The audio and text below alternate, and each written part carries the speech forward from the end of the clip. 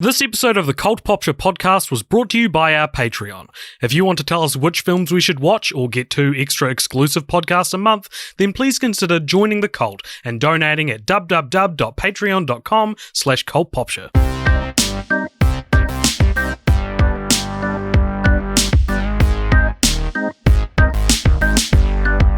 The ogre has fallen in love with the princess. Oh, this is precious. Happy New Year.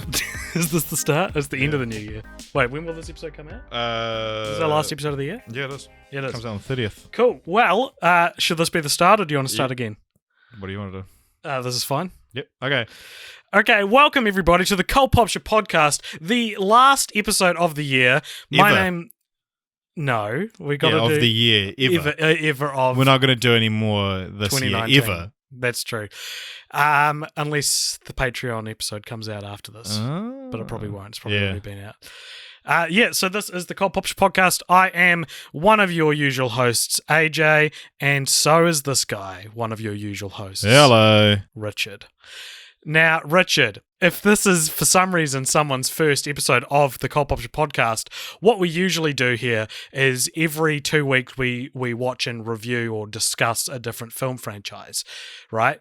Yep, that's correct. Yeah, and Richard, we've done 99 film franchises depending on some depending on how point you count it, yeah. So we thought because we've done 99 and because, next year's first episode one less than 100 will be our 100th franchise next year, yep. We should set about doing what we always kind of said we would, and rank the franchise we've seen. So this is not what's the best franchise because we haven't covered all of them on the podcast. Yeah. This is what we've covered. But we will find out which one is the best and which one is the worst. Yes. So the way we're going to be doing this is we've opened up Letterboxd, and you can go to Cult Popture on Letterboxd and actually find this list. And at the moment, they're all just listed in chronological order. So Lethal Weapon is first. Sorry, I got to turn to Lethal Weapon is first, and The Santa Claus is last. Yeah, It's been a wild ride. The way, if you at home have been counting, waiting for our 100th episode, there's kind of some weird ways that this is counted. So, but should we explain how it's counted? So, essentially, a reboot counts as a new franchise if it has a sequel. Yeah. So something like, I can see that we've got Teenage Mutant Ninja Turtles, which had 3 canons. 3 canons. So the 2 Michael Bay produced films count as a new franchise. Yeah. And then 2007's TMNT, I think we agreed that it's like when it's just one film in one canon, in that canon, it's then assimilated into the closest one, right? Or it's just not counted at all because it's not a franchise. I guess. Yeah, whichever makes more sense. Yeah, so if I feel like I need to almost explain what a canon is or what we're talking about. So within the franchises we've covered, sometimes they will make, say, 3 movies and then they'll reboot it with a new movie, and sometimes that movie will have a sequel. And depending on how big these franchises is, we'll cover them in 1 episode, 2 episodes, whatever, right? But yeah, so a new canon is a new reality, the story beginning again, but we're only counting new canons if they have a sequel at least. Although scroll down, because I just want to remember what we did for the MCU. How many that's counted as on here? Oh, so that's just one franchise. Yeah, I think that's fine. Yeah, that's fair, Yeah. But yeah, okay. There are other cases though where something like The Hobbit and Lord of the Rings we've counted as 2 different franchises, and despite the fact we're ranking them differently, the badness of The Hobbit does have its claws in Lord of the Rings. You think so? So that's something I want to consider when we're doing this. Okay, all right. You can disagree. We can. Yeah, I do disagree. So why have them as separate franchises if we're going to be like, well, Well, I don't think it should count all the way, but I think it should be something to consider because Lord of the Rings specifically, I feel, would be one of our probably top 3 if we're looking at it objectively. But I think it's subjectively, important. I don't know that I'll put it that high. I think it's important to consider the fact that its legacy is ruined. Okay, and so we'll cross that bridge when we come to it. Okay. But so anyway, the way we're doing this is essentially we're starting with Lethal Weapon. That starts off as number 1, and then our second franchise, is it better or worse? Yeah. And then our third franchise, where does it slot in between those? So it's kind of like we'll be slotting them in to, and it might not work, but we're not alone today, are we? No. We've got a good friend with us. It's a beer. It's a beer. But it's not just any beer. Do you want to tell the story? Sure. So one of our listeners who's hopefully listening to this episode, his name is Jensen Scheuer. I think that's how you pronounce his surname. And I think he makes beer. I believe he works at a brewery. He works at a brewery, and he made a beer, or helped brew a beer, that has kiwi fruit in it, and he called it Cheeky Kiwi, and he dedicated it to us. And not only did he dedicate it to us, but he sent us a couple of bottles. So we're going to be drinking Cheeky Kiwi beer while we rank our franchise. And I just want to say, up top, I don't really like beer. but I want to say up top, thank you, Jensen. Yeah.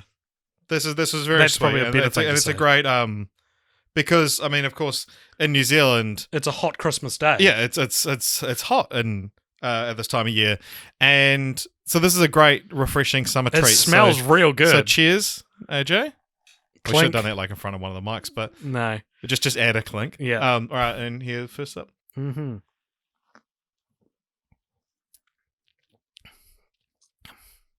It's quite nice. It's like the best. It almost beer. tastes like a shandy. Like it's got a very sweet, because it's a sour IPA.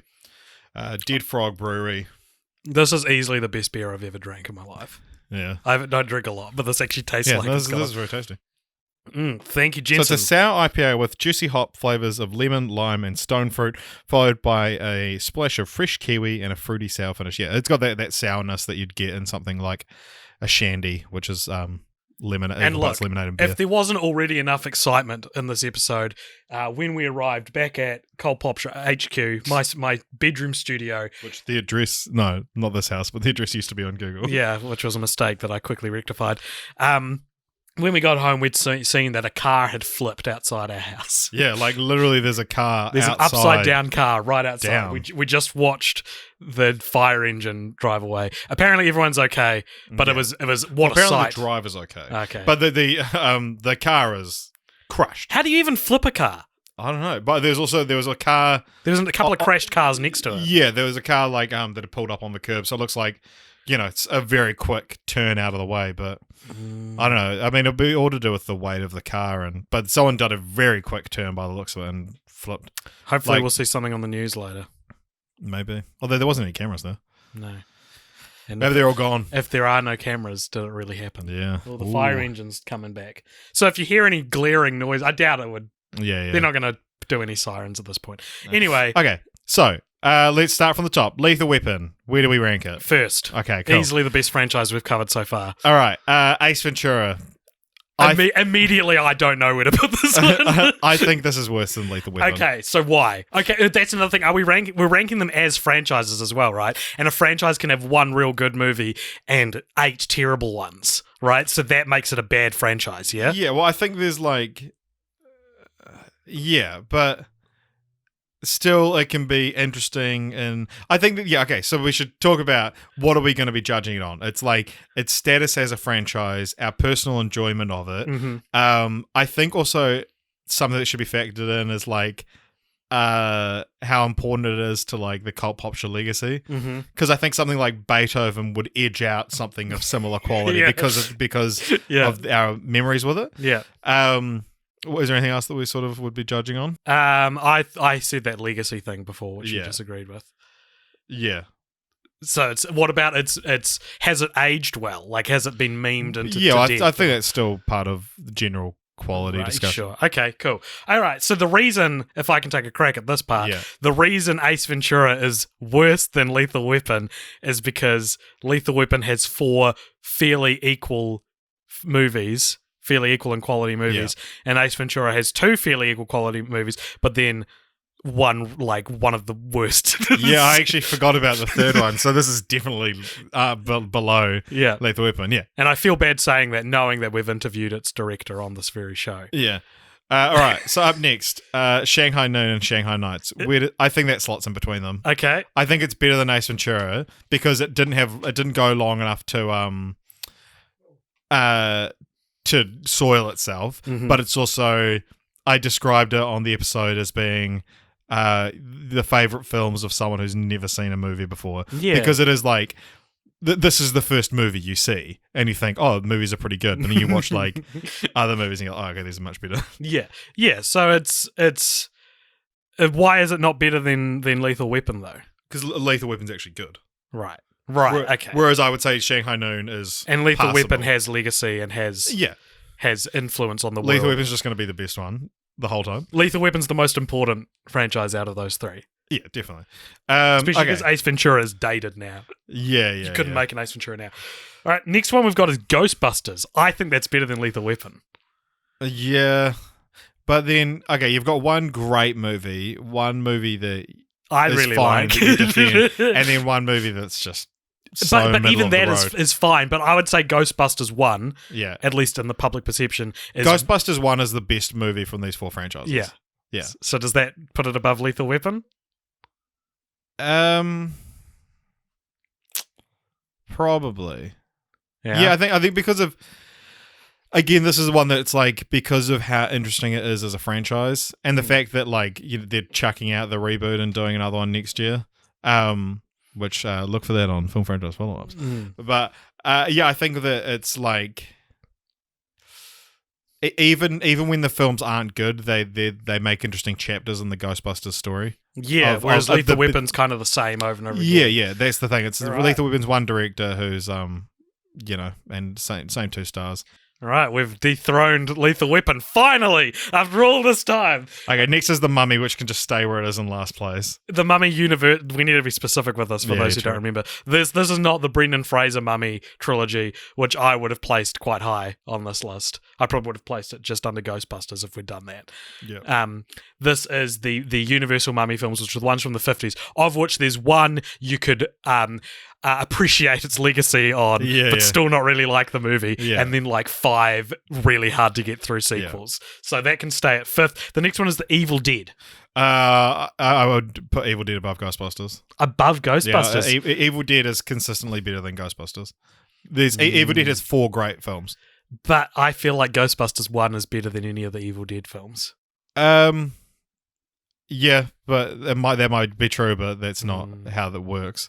I think 4 films that are all slightly not as good as the one good film in the Ghostbusters doesn't make it a better franchise. Evil Dead's way more interesting. Like we actually rank Ghostbusters high because of how interesting its language of being a franchise is. Whereas Evil Dead's got way more interesting stuff in it because they change. The second one's just a remake of the first one, and then the third one changes genre to the wall. Insane. And then the fourth one was a like a reboot/sequel kind of that no one thought would be good, and I swore off watching for my entire life, and I actually really enjoyed. So yeah, I would say Evil Dead is definitely above Ghostbusters.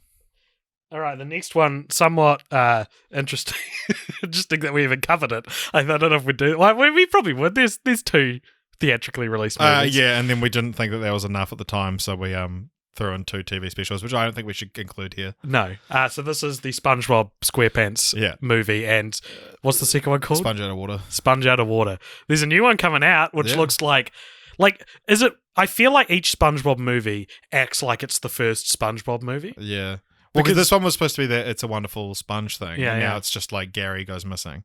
Yeah. And it's not called A Sponge on the Run, is it? Yeah, I think that's it. It's just stupid. So, where do we rank SpongeBob? It's above The Mummy, for sure. I would put this between Lethal Weapon and Shanghai Noon. I agree. Sweet. So that's better than Shanghai Noon, Ace Ventura, and The Mummy. Yeah. Okay, next up we've got Back to the Future. I think this can just go straight to number 1, right? Yeah. No question. Back to the Future, best 3 of my favourite movies. Yeah, exactly. And they do really well. They do really interestingly as a franchise. Yeah. Okay, so next we've got the Raimi. So this is one of the ones we've split. So we've got Raimi Spider-Man, and then we've got the Amazing Spider-Man. I think Raimi Spider-Man is at least second. Yeah, I would agree. I'd put it. I don't think it's better than Back to the Future. No. I was going to say first, second, or third, but yeah, I'd happily put that second. Oh, Spider-Man's easily better than Evil Dead. Yeah, but then Spider-Man has a bad one. But then also, it's I've said this multiple times, that it's bad in a good way. Sure. That I still love watching it. Okay. So I would put it, yeah. All right, do you want to tell everyone our ranking so far? Well, we'll do one more, and then we've got a 10 to go through. Okay. All right, the next one is the Web Spider-Man. Amazing Spider-Man. Amazing Spider-Man trilogy. Ooh, this is I personally I'm thinking this is around the same level as SpongeBob and Shanghai Noon. Actually, maybe between Shanghai Noon and Ace Ventura. Yeah, okay. I think it's probably still better than Ace Ventura. As a whole, yeah. Yeah. Okay, so now we've got a top 10 from our first 10 franchises. Tell us. Okay, so we've got Back to the Future, the Raimi Spider-Man trilogy, Evil Dead, also the Raimi trilogy, Ghostbusters, Lethal Weapon, SpongeBob SquarePants, Shanghai Noon, Shanghai Nights, Amazing Spider-Man, Ace Ventura, and Universal Mummy. Right, and our 11th franchise we did was Scary Movie. Now, I'm not sure that should go too much higher than 11th. Really? I mean, it should go in front of The Mummy and probably in front of Ace Ventura. But I would put it in front. I would put it. Oh, well, because this is one that I think we have to take personal experience into account. Because these are the kind of films we grew up with and loved, and I can still appreciate them in a lot of ways. However, the fifth one is garbage. Okay, I'm gonna just say something, and you tell me if you agree. Between SpongeBob and Shanghai Noon. Yep. Yeah, because I think that's going to be our sweet spot. You know how when you're ranking movies, there's always like one pocket where a bunch of them end up. Yeah. Or there's one film, and I know we're not going to get to it for a while, but there's one franchise that I think should be the midpoint. I want to. Yeah, I think it's probably the same one. Okay. Okay. So yeah, Scary Movie is slotting in. It's not as good as SpongeBob, but it's better than Shanghai Noon. Oh fuck! I missed it. Okay, there we go. Okay, sweet. Next is Strictly Ballroom. So this is the Red Curtain trilogy. So Strictly Ballroom, Romeo and Juliet, plus Juliet, Romeo plus Juliet, and Moulin Rouge. This one, Moulin Rouge is so good, but that is nothing. Says nothing of the franchise. Yeah, I would say on the whole, it's a pretty good franchise though. We don't like it though. You and I don't like it, don't we? I remember you saying that you thought we both don't like Romeo and Juliet. Yeah. Okay, should we go one below Shanghai Noon? So better than The Amazing Spider-Man. Okay, no, let's go worse than The Amazing Spider-Man. Only because, like Moulin Rouge is probably one of the best movies we've talked about on this list so far. But it's nestled in a franchise I don't care enough about. Yeah. Teenage Mutant Ninja Turtles, the original trilogy. I would this just edges out The Mummy. Yeah, I don't like these films. I don't like Teenage Mutant Ninja Turtles. I don't have any familiarity with them. Yeah, and then the Michael Bay one, I would put around the same level as Strictly Ballroom. I actually enjoyed these a little bit, but I still think they're pretty bad. So maybe between Strictly Ballroom and Ace Ventura. Okay. I hope this is interesting to listen to. Yeah. I'm finding it fascinating. Yeah, I am too. Okay, so the next one we've got is the Friday the 13th series. Yeah. Now this is a great one for its annals in the history of franchises. Just like as a franchise, how interesting it is. Yeah. And because they get better. They kind of get better as they go along, despite being about the same thing. Yeah, well, when they become self-aware, and then they become too self-aware, and then... And Jason X is probably the cream of the crop of good, bad movies. Yeah. Okay. Friday the 13th. Whereabouts are you thinking? I might actually put it between Ghostbusters and Lethal Weapon. Hell yeah. Yeah? Yep. And then, what about Nightmare on Elm Street? Do you like it more or less than Friday the 13th? I think I like... The concept more. Yeah, I like the concept more and I like Freddy more, but I think Friday the 13th is a better franchise. Yeah. I don't know. Friday the 13th, they're all kind of like this amalgus. They get better, which is a thing. But I could name you Nightmare on Elm Street movies multiple Nightmare on Elm Street movies that I really like. Really? For really interesting. So like the first one, Dream Warriors. Yeah, I think that's the third one. Yeah. And the Wes Craven's New Nightmare. Yep. Like all of those are three I can point to that are like these are not only really interesting franchise specimens, but they're real cool movies as well. Whereas I don't think I could do that for Friday the 13th. I don't know. Friday the 13th has like Jason Lives, the sixth one, Jason X, the reboot. I can, and like they're all and 4 as well. Mhm. I don't know, the same thing. I could say those are all great, but I think the original Nightmare on Elm Street is the best film in the entire across both franchises. And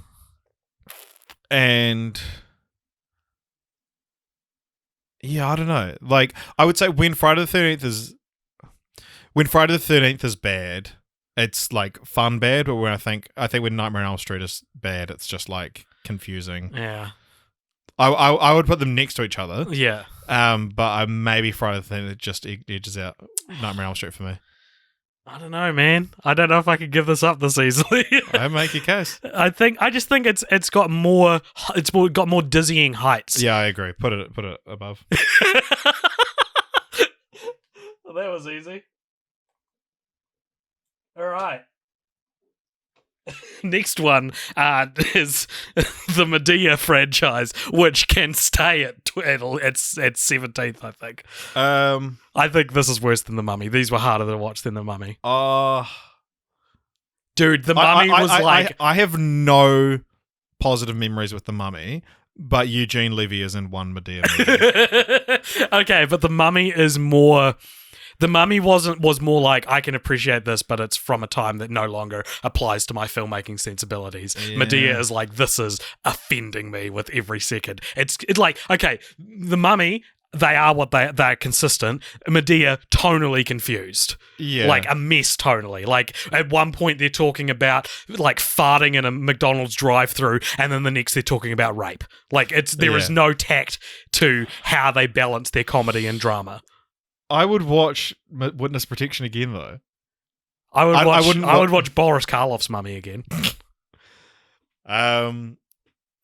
Yeah, I would happily watch Witness Protection again. I don't think I'd happily watch Boris Karloff's Mummy. Come on, we can't. Come on, man. Medea is the worst franchise we may have watched. All right, okay. If you want to make it a race thing. I didn't make it a race thing. There are movies that aren't starring people of color that are just as bad as this. Okay. All right. Leave it at last. All right, Shrek. Now, if we're talking the Mashreki order, that would be quite high, but unfortunately it does have the third film bringing it down. But I think it's still... like third out of the ones. Really? Yeah, I'd rank it above Evil Dead. Okay, interesting. You disagree? It's not maybe that I disagree, but I thought maybe,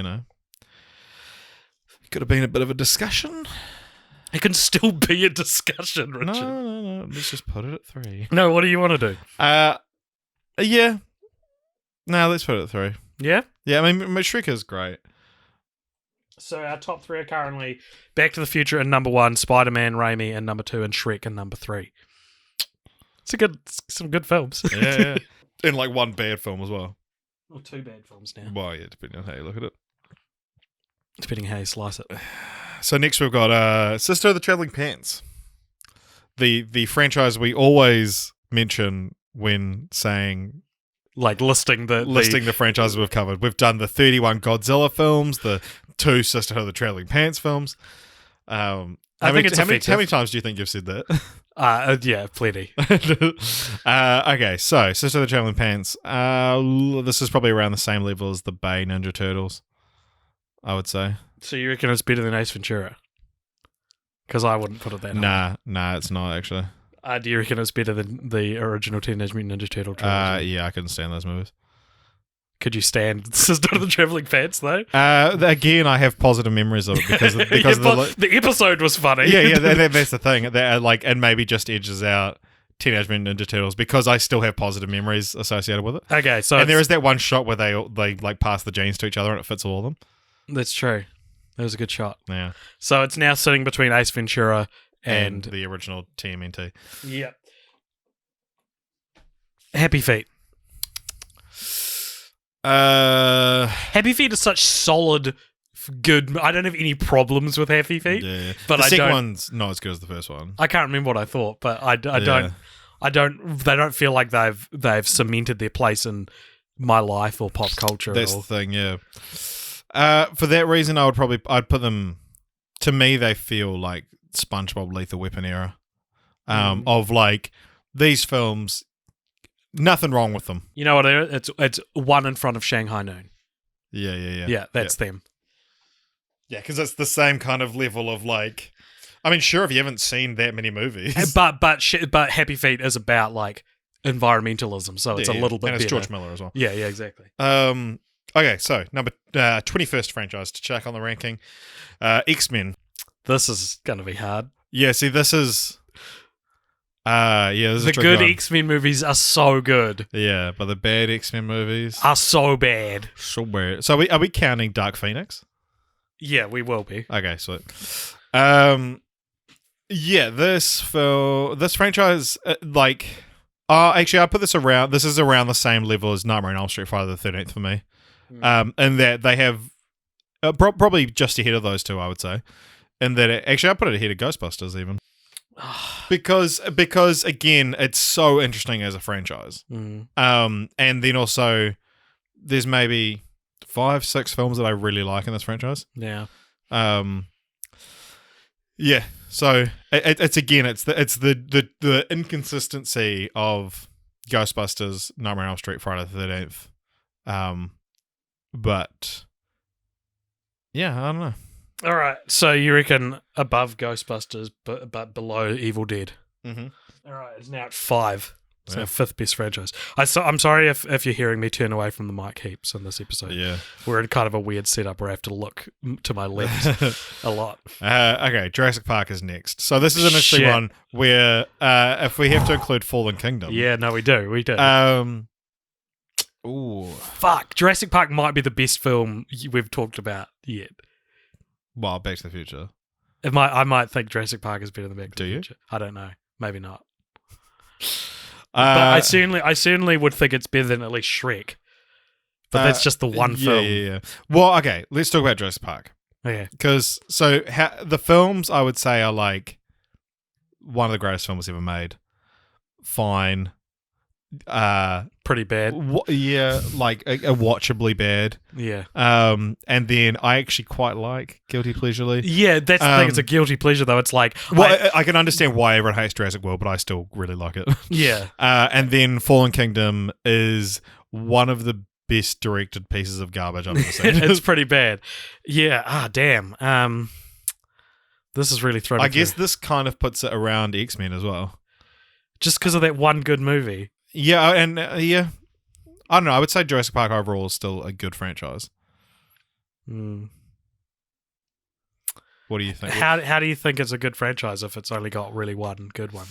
Well, I think Jurassic World was it's okay. A reboot, or like a reinvigoration of the franchise. And we've talked about how Jurassic Park 2, or The Lost World Jurassic Park 2, is actually like a pretty good film. Jurassic Park 2 is a really good film with one real bad scene. It has one real bad scene, which is the gymnastics scene. Yeah. And I don't really like the T-Rex in San Diego either. Yeah. But it's still got so much good stuff in it. Okay, so if Jurassic World and The Lost World make up one good film, yeah, right, together, then it's got 2 good films and 3 pretty bad ones. Yeah, okay. Yeah? 3? 2. 1. Blast off. Where am I getting the third one from? Jurassic Park 3 and Fallen Kingdom. Yeah. Yeah, so 2 bad ones, 2 good. You're just assuming the third one's going to be bad. Yeah. The third Jurassic World's going to be bad. Yeah. No, it's because I combined Lost World and Jurassic World together, so I forgot to actually think of them as 2 separate films. Okay, so it's got the net worth of 2 good films and 2 bad films. Well, okay, so if you put Lost World and Jurassic World together, say they're on about the same level, and that Jurassic Park 3 and Fallen Kingdom are on the same level, but in bad, they cancel each other out, and you're left with one of the greatest films of all time. Okay, that's good logic. Yeah. So where are we putting it? Above number 1. Above Ghostbusters, above X-Men? Maybe below X-Men. There you go. It's at number 6 now. But yeah, because I was thinking about that as a way to go into it, and there's a franchise I can see coming up that's real +1 -1. Okay, so Divergent. This can I don't want to talk about this movie anymore. Yeah, I'd leave it below Medea. Really? Honestly, yeah. No way, dude. That's better than... Okay. That's better than The Mummy. It's about Teenage Mutant Ninja Turtles level. Nah, I'd say... it's probably better than The Mummy, actually. Just because of that one joke you made while watching it. What was where that? you were like... where she, like, almost gets killed by someone, and then you were like, well, then I guess you're not a very good friend. Yeah, I'm gonna... I reckon it's... Fuck. Here. No. Just saying here. All right, there you go. Okay, so that's between Teenage Mutant Ninja and The Mummy. Between Teenage Mutant Ninja Turtles and The Mummy. Okay, next we got Boondock Saints. I do not remember this. Okay, Boondock I remember Saints. talking to Ken Bone about them. Yeah. Fuck, that's so funny that we had Ken Bone on the podcast. And then we had Gus Johnson on Jurassic Park, and now he's like... He was already famous. pretty big at the time, but now he's way bigger. Left us in the dust. Good on you, Gus. I would have done the Shout same out thing. to Gus, yeah. Okay, Boondock Saints. These films are pretty fucking bad.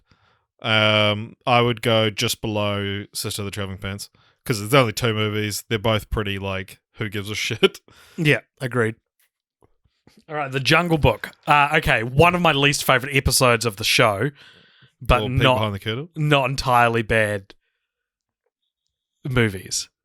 Although we did watch, like, how many, like, crappy... Because that franchise was bigger than we thought it was going to be. Yeah. Disney's Jungle We thought Book. it was 3 and there was 5, I think. Yeah. Because There's Jungle Book 2, and the Jungle Book remake, but there's also 2. Mowgli's Story, There's and Mowgli's- Rudyard Kipling's The Jungle Book, which was... a live action. what's his face that did The Mummy? Brendan Fraser. Stephen Sommers. Yeah. Yeah, I'm not... don't think particularly highly of the franchise. I think I'm going to say it, the reboot's the only good one. I agree. Yeah, the original, not very good. Not very interesting anymore. No, last. I want to say, just for craft alone, I'm going to put it here between Ace Ventura and Sister of the Traveling Pants. Yeah? Sweet. Okay. Twilight. Okay, so this is a real interesting one, because this is one... the Twilight Saga. Has one element in it that is the best thing we've talked about on the podcast. That's Billy Burke's performance as Charlie Swan. We've spoken to the director. We spoke to the director of New Moon. Yeah. They're traditionally known as very bad films, but I think they get a worse rap than they deserve. This is AJ and Richard's Star Wars prequels. Like, we talk about the Twilight Saga with the same reverence as Star Wars prequel apologists talk about the prequels, despite that they're probably as bad as each other. No, I honestly don't think Twilight's as bad as everyone makes it out to be. That's what people say about the prequels. Yeah, but the prequels are. Yeah, I don't know, like... Okay, so if it edges just into our, like, I actually quite liked this, even though I would say I'm going to place it somewhere, and you can describe to the people listening. Where you've placed it, okay. And you tell me if it's good or bad. Okay. Oh, okay. So he's put it between Scary Movie and Happy Feet. I think that's too high. I mean, maybe, but no, I... Or no, do you know where it goes? It goes between Shanghai Noon and Amazing Shanghai Nights. Spider-Man. It goes between Shanghai Noon and Amazing Spider-Man, because that transitions from like, it's fine to conflicted feelings. Yeah. Which That's a good point, Amazing yeah. Spider-Man is also a poster child for having conflicted feelings about some movies. Okay, that's a good place for that. Okay, all right. Up next, we've got Lady and the Tramp. These... Where's the Jungle Book put? Let's put it just above the Jungle Book, right? Yeah. Yeah, sure. So that's between Ace Ventura and the Jungle Book. Actually, no, I put it below the Jungle Book. Because at least, like, the Jungle Book's remake is better, and That's the true. original's probably marginally better. Yeah. And then also the Jungle Book sequel has that, you can hightail it out of the jungle. Remember that song? No. So Lady and the Tramp is now placed between the Jungle Book and Sister of the Traveling Pants. Okay. Up next, here we go. The big one. Beethoven. This is we owe so much to this franchise. We actually do. This franchise is our like, for a while at least, this was what people knew us for. A lot of people have told us this is our best episode. Yeah, this is our Empire Strikes Back. Yeah.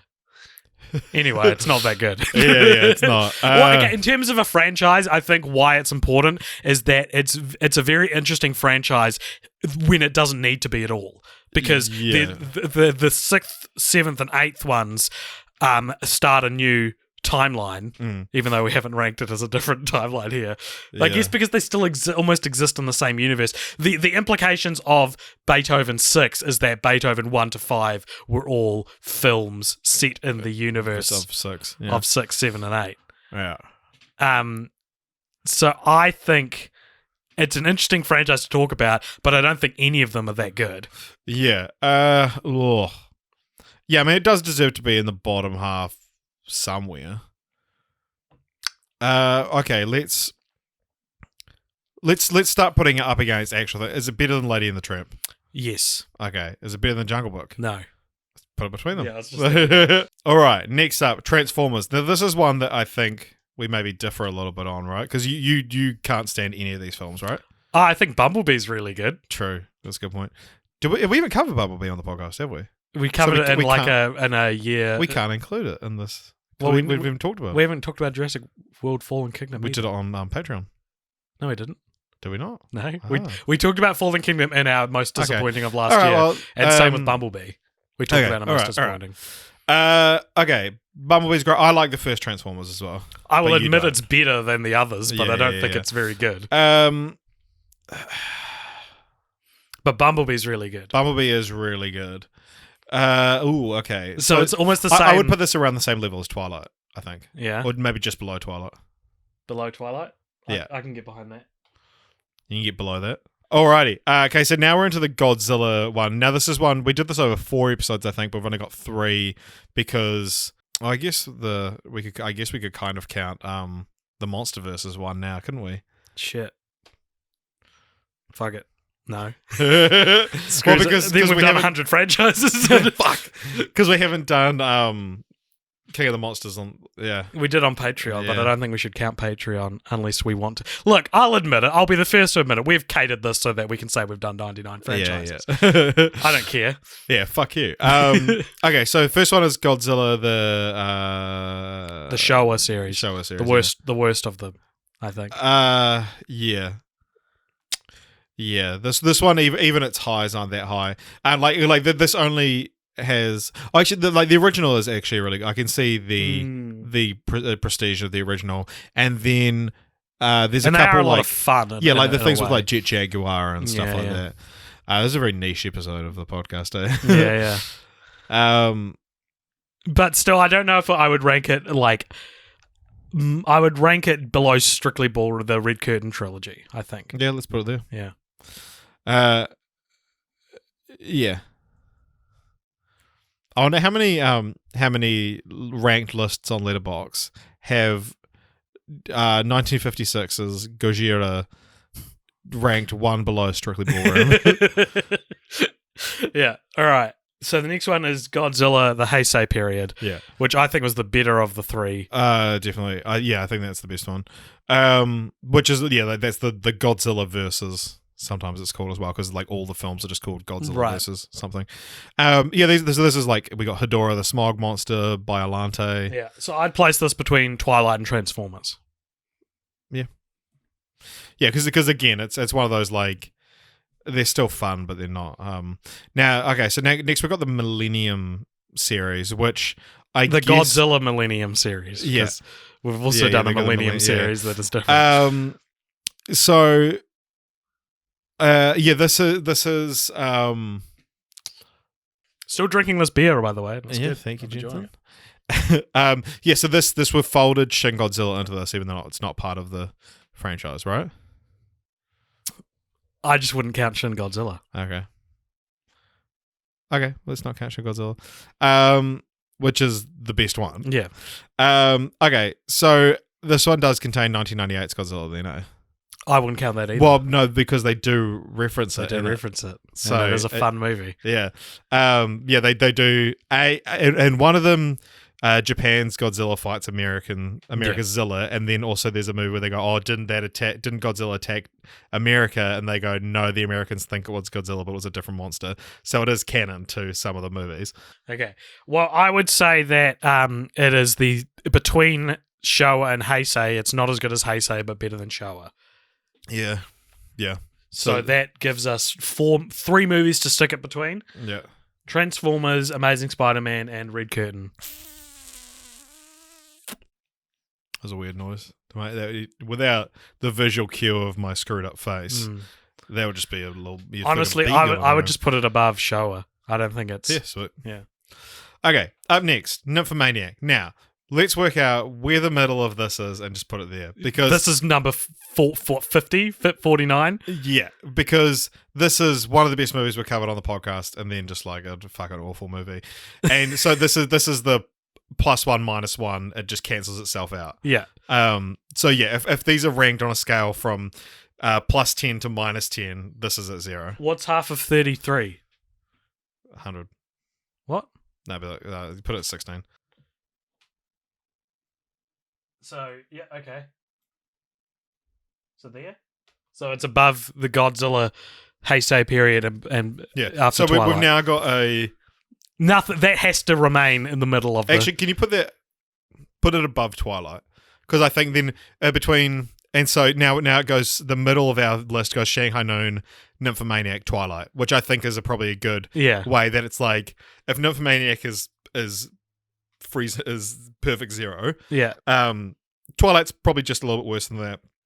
Shanghai Noon's barely better than that. Yeah, I love this. This is so true. Yeah.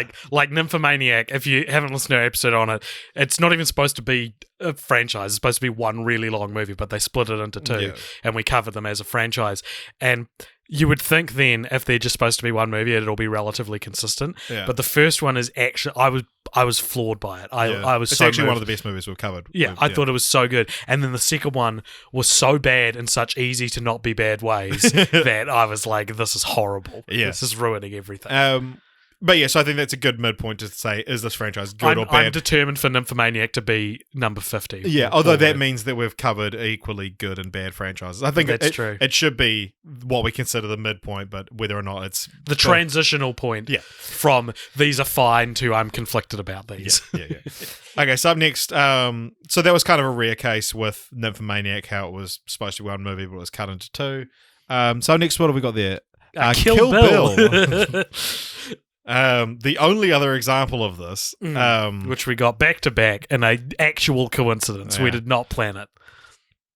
Okay, Kill Bill. These are good. This is definitely goes above Nymphomaniac. Yeah. This could actually be really high. Okay. Because I really like both of these films. Okay, is it better than... So, okay. I'm floating around Ghostbusters, Nightmare on Elm Street area. Is it better than Ghostbusters? I would say so because it's untarnished. You know, it's 2 great films. Okay, is it better? I would say, but then it's not really a franchise, so that it loses points for that, I guess. Is it better than Jurassic Park? Probably as a franchise. I mean, okay. Is it better than X-Men? Yeah. Is it better than Evil Dead? I'll say no here. Okay, so it's now 5th. Kill Bill is 5th. Yeah. Pretty good. Pretty good. Hey, if Tarantino, if you're listening to this, congrats on job. making it to 5th. Okay, Monsters, Inc. Again, these are 2 great films. Yeah, I'm going to place these quite high, I think. Yeah. Because we kind of discovered on the podcast that we both actually really like Monsters University. I think that's too high. You've got that. I'm saying I've put it 3rd currently between Spider-Man and Shrek. I would put it just below Kill Bill. I like it way more than Evil Dead, dude. Okay. Do you not? Sure. Do you not like Monsters Inc. and Monsters University way more than Evil Dead? Hey, I'm just a guy. All right, I've put it 4th. Okay. After Shrek. All right. Which is better than Shrek. It's better than Shrek. Okay, put it 3rd, dude. But you don't want me to. No. I mean, it's the end of the podcast if you do. But... Wait, what do you want to do? Explain it to me. No, okay. It is better than Shrek. Oh, but then, I don't know. It's hard to say, like, when is it limited by only being 2 films, or is that, like, it's just easier to have a perfect record. Yeah, that's a good point. Because I guess that's like for Kill Bill, I was like, both of these films are great.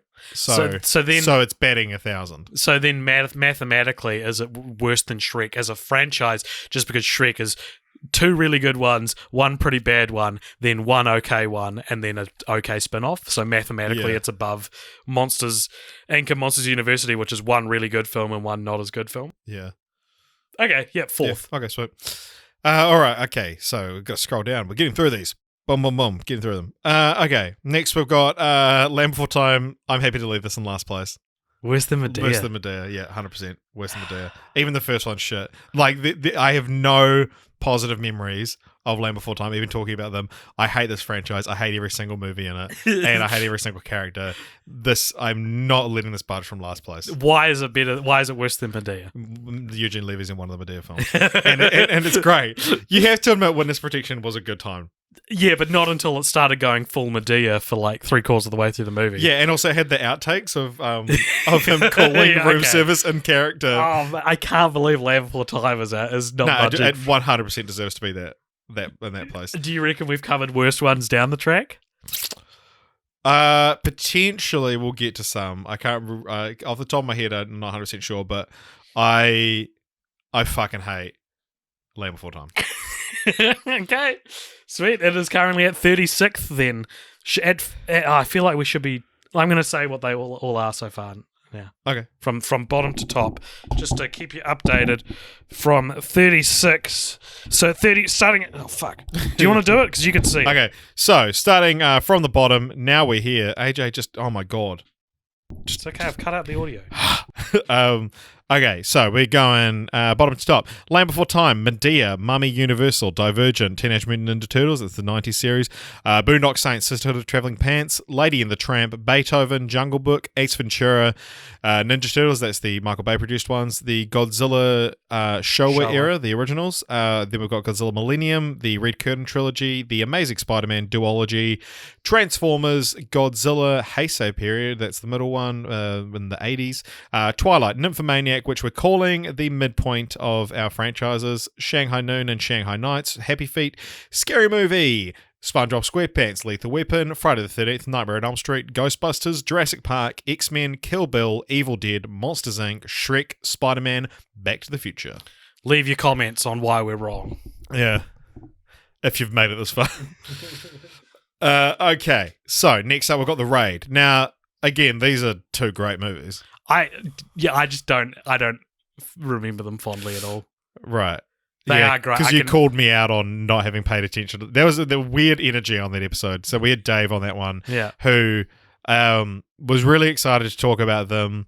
AJ wasn't really excited to talk about them. I was just there to have a good time. But then I got accused of not having watched them or not having paid enough attention to them. So then I stopped having fun and just tried to prove how much I knew about them, which I think the energy of the show suffered from me stepping down from my role as the comedian of that episode. It's the rise of Skywalker foil of the Dave trilogy. Yeah, yeah, it is. We need to get Dave back on. Yeah, we should. Hey, Dave, if you listen to this, you're not. Anyway, he's not. He's not listening to this. Okay, so The Raid. I don't know. This goes above Nymphomaniac. Mm-hmm. It's better than Shanghai and better than Happy Feet. Better than Sponge. Let's go. I'm happy with it there. Yeah, sweet. Between SpongeBob and Lethal Weapon. So 13th. Friday the 13th. We need to make it so that Friday the 13th ends at number 13. The next one is Dumb and Dumber. This is below Nymphomaniac. Mm-hmm. The Nymphomaniac principle. Yeah. The Nymphomaniac constant. Yeah. Okay, so Dumb and Dumber. Let's scroll up a little bit. Let's see what we've got. All right, is Dumb and Dumber better than Ace Ventura? I don't think it is. I think Ace Ventura has 2 pretty good comedies. Yeah. Whereas Dumb and Dumber has 1 fine one and 2 awful ones. I'm going to place it above Sisterhood of the Traveling Pants. Okay. I enjoyed it more than Sisterhood of the Traveling Pants, but it is not better than Lady and the Tramp. Yeah. I will die before I admit that Dumb and Dumber is worse than Lady and the Tramp. You just admit it, though. Oh, shit. So, yeah. Okay, next up we've got, what is it? 101 Dalmatians, the cartoons. Yeah. There's two cartoons. One is probably the best classic Disney You reckon? franchise. I think it's better than Jungle Book and Lady and the Tramp. Easily. Probably, yeah. But the sequel's nothing special, but neither are the sequels. Actually, no. The sequel to the remake of the Jungle Book is probably better. Yeah. So, would you say this is, where does this lie on the Nymphomaniac scale? Like, beneath the Nymphomaniac. Oh, yeah. For sure. But now I'm like, do I really want to place it between Jungle Book and Beethoven so that we have all our Disney dog movies in the same, and non-Disney dog movies in the same place? Put it there. All right. Put it there, pal. Dog movies are going to conglomerate around one area. Next I've got 101 Dalmatians, the live-action remake. I don't think any of them are better than the original 101 Dalmatians movie. Yeah. And I'd even say they're probably worse than... I'd put them below... But I go below Beethoven just because Beethoven's more interesting as a franchise. Oh, I'd go below Boondock Saints. Oh, fuck, do it. Yeah? Yep. Because we didn't get Kim Bone on that episode. No, we said fireworks. Boondock Saints, 101 Dalmatians live action, and Teenage Mutant Ninja Turtles. Yeah. Okay, next I've got Dungeons & Dragons. Again, I'm probably happy to leave this where it is. Below the level of time. Potentially. Yeah, Dungeons & Dragons are some of the worst movies I've ever they're seen. pretty fucking bad. Yeah. They were pretty fucking bad. Yeah, like, Dungeons & Dragons is, I think, the only one where people don't even know the first one exists. Yeah. One of the only franchises we've covered where... One of the most obscure franchises Yeah. Yeah, fuck it. Let's leave it there. Yeah, sweet. Lilo and Stitch, leave that there as well. Well, okay, this is an interesting one because I want to place it way higher than it needs to be because the sequels aren't very notable. Yeah. But they're still fine. None of them are super I think offensive. on the Nymphomaniac scale, it still ranks in the positives. Yeah, okay. But not by much. Like, it's one great film and a couple of middle-of-the-road sort of films. Yeah, so, we've got it just above Scary Movie, just below SpongeBob SquarePants. I think that's fair. Yep. Cool. All right. Daddy's home. This doesn't deserve to be above Nymphomaniac, but I fucking love the second one. We both love the second one. Everyone gets mad at us. But I can't imagine it's a good film. Yeah, I haven't rewatched it. I've got it on Blu-ray. I haven't revisited Daddy's Home too, but I doubt it's any better. All right, so I'm going to place it above Dumb and Dumber. Yeah, and then Bad Moms. Bad Moms is worse than Daddy's Home. Agreed. Is it worse than Dumb and Dumber or Sister of the Traveling Pants? Yeah. Is it worse than Boondock Saints? Yeah. Is it worse than 101 Dalmatians? No. No, I don't think so either. Okay, next up we've got The Hangover. Now this is an interesting one as well. This I think would lie close to the Nymphomaniac constant because of it's one and 3 are as bad as each other, and then 2 is like in the middle. So it's almost dead as 0. 1 and 3 are as bad as each other. 1 is as good as 3 is bad. Sorry, which is neither are that good or bad. Yeah, like well, I do still quite like the first one, but yeah, I think that this is almost cancels itself out as a franchise. So, is it better or worse than Nymphomaniac? Maybe. I don't know. I'm a Hangover 2 apologist. So am I. So I would go just above Nymphomaniac. Okay, but only because Nymphomaniac's fall from grace was devastating, whereas The Hangover's fall from grace is like I couldn't give a shit. Yeah. All right, so it is between Shanghai Noon and Nymphomaniac. Ooh. Finally, dethroned Shanghai Noon as the most passable movie of all time. Yeah. Okay. Next up, we've got. This is when we got into our troublesome, problematic trilogy of dated comedies. But we have. So we're up to American Pie, but we have separated American Pie and American Pie Presents into 2 separate franchises. Arbitrarily. This was the how do we make it so our next one is our 100th? Yeah. And we were like, we split these 2 in half. So if we're just judging the 4 movies, I think it's quite positive, American Pie. Sex positive. Wow. Certainly about sex. I was sex positive. But and we directed the interviewer. But I would say the fucking wasted on this. The first one, I'm finished. Do you have any more? Uh, or did you have about half? Yeah, I had about half. So all good. I've just been drinking slow. Sounds less of an alcoholic. That's true. I am more of an alcoholic than you. I haven't got drunk in ages though. Are you drunk now? A little bit. Fuck yeah. Fuck yeah, dude. All right. You want to make out? American Pie. The first one is the quintessential teen sex comedy. Is it though? Yes. Oh yeah, no, you're right. And I think American Reunion is one of the best distant sequels ever made. Really? You reckon it's better than Blade Runner 2049? I didn't say that. I think it deserves more than what people rank. I think 2 and 3. Is it just because of that shot of the babysitter reaching into the back seat? No. They posted on Instagram. I was looking through all the posts tagged hashtag film franchise Fortnights on Instagram, and it's so funny that there's this one shot of just this chick's butt in a thong leaning into the back seat. I think the second one is fine, and the third one's not great. Yeah, but overall, I think we're above Nymphomaniac as a franchise. Yeah. And also, this falls into the we're quite nostalgic for it. Yeah, above Scary Movie. I think that's above Scary Movie between Lilo and Stitch. Yeah. I'm happy with that. Between Lilo and Stitch. So it goes below Lilo, above Stitch. So American Pie Bandcamp. American Pie Presents. Yeah. So Bandcamp, Naked Mile, Beta House, and Book of Love, and the upcoming Girls Rules. Terrible films. Yeah, these are awful. Awful films. This is I would put this around Bad Moms because again I still have a bit of nostalgia for them.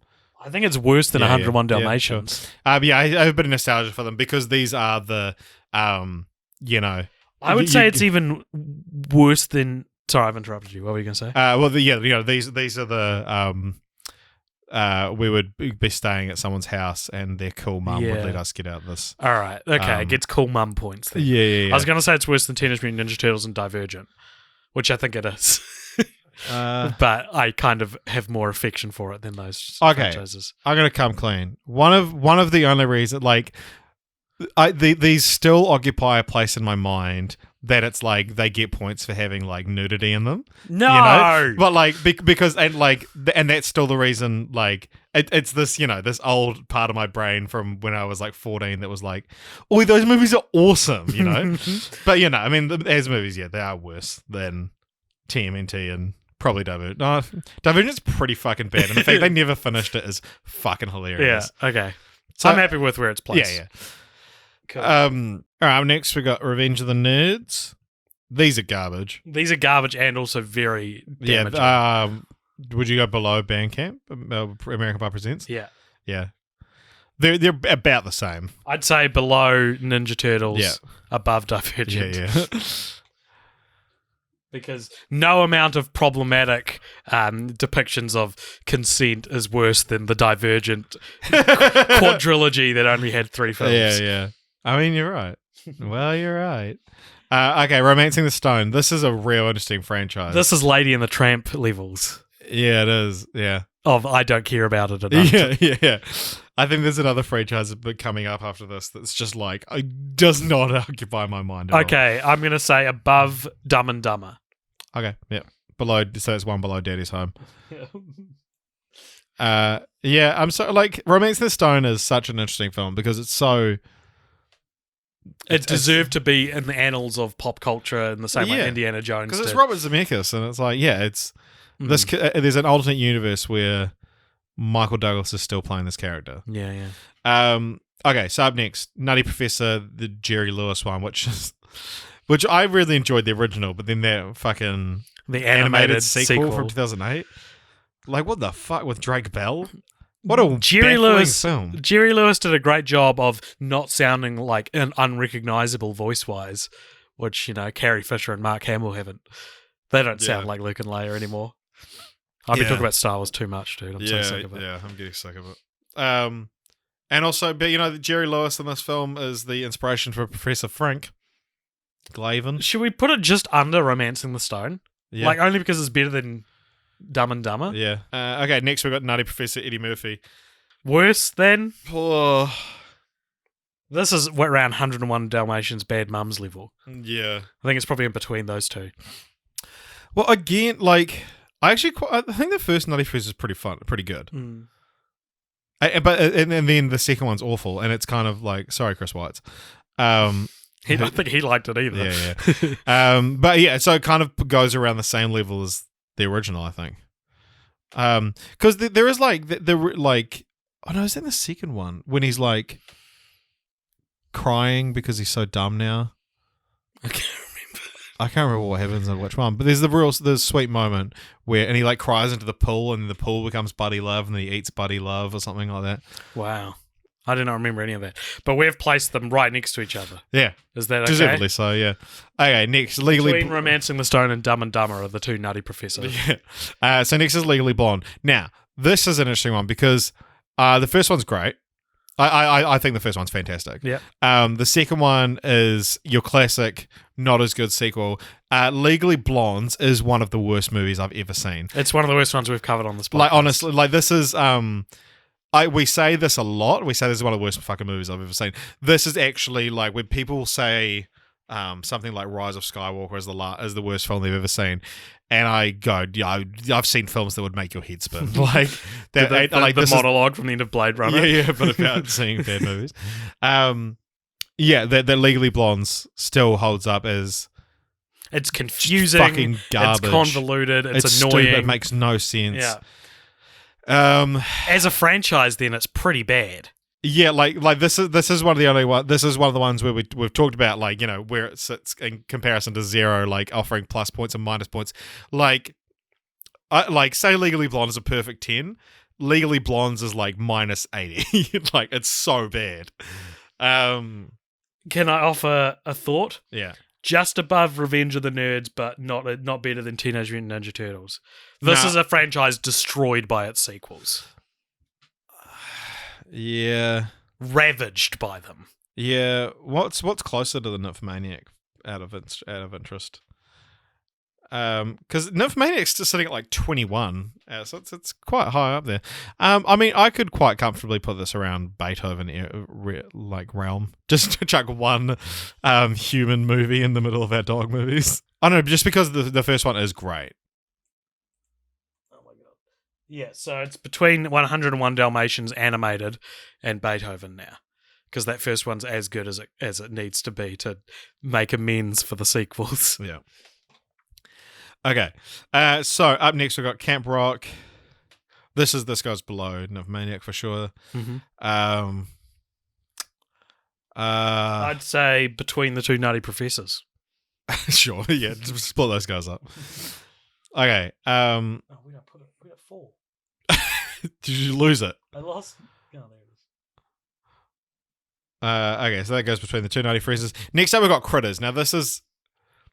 What a forgettable franchise. This is beneath Nymphomaniac and the I don't care about this. This goes next to Romancing the Stone. Yeah. Because it's these are two franchises that there was a dark patch at the start of season 3 where we watched Critters, Romancing the Stone, and Nutty Professor all in the same like couple of weeks. Yeah. And Nutty Professor as well, that we were supposed to have guests on for, and they watched like half of the movies and they just stopped replying to me. Okay, next up we've got The Mask. The similar situation to Legally Blondes here. Oh god, I forgot about the second one. Son of the Mask. Oh my god, what a pile of trash. Oh, how do we rank this then? I don't know. Put it near Ace Ventura okay, because out of Jim Carrey's 1994 efforts, Dumb and Dumber, Ace Ventura, The Mask. The Mask's the best one. The Mask's the best one, yeah. So just put it just above Ace Ventura. You're not even going to consider the fact that it has a bad... Yeah, actually... Okay, no, put it between... just put it below all our dog movies. Just above Daddy's Home. Okay, so it's between Lady and the Tramp and Daddy's Home. Yeah, all right. Okay, up next, Scream. I could happily put this at number 1, honestly. But I think Back to the Future does deserve that spot, so I reckon this is number 2. Yeah, this is the best discovery I've made on this podcast. Yeah, agreed. Cool. Okay, So it's between Spider-Man and Back to the Future. God, we've been placing so many of them low that it's like, this must... I forgot how much of a breath of fresh air getting Scream was. I mean, do you have any arguments about... No, because Scream as a franchise is just so interesting. Yeah. That it do you think it's in contention to take over Back to the Future? I mean, it has 4 great films rather than... Well, no, I wouldn't say 3 is that great. Yeah. So it's about equal with Back to the Future then. Yeah. I probably like...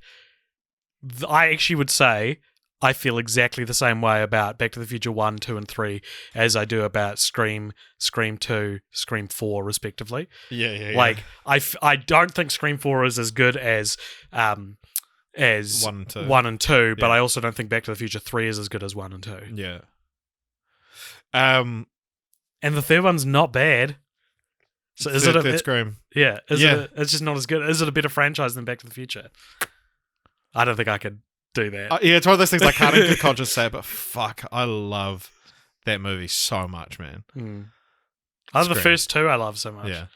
I love the first 2 equally. Yeah, I need to rewatch because I've seen the first one like 4 times now, and I watched it for the first time for this podcast. I don't think I like any of them as much as Back to the Future 1 and 2. Yeah. So Back to the Future is one of, if not the greatest films ever made. Yeah.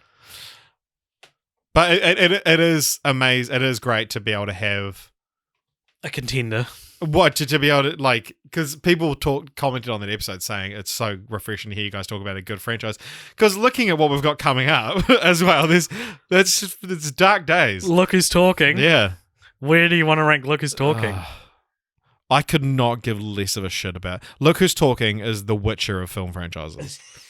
I could not give a shit about it if I was paid to. I'm going to place it above... Scream. above The Nutty Professor? Or above Critters. I want to place it above Critters. Sure, why not? Yeah, put it in with Critters, Romance in the Stone, Critters, Look Who's Talking. There you go.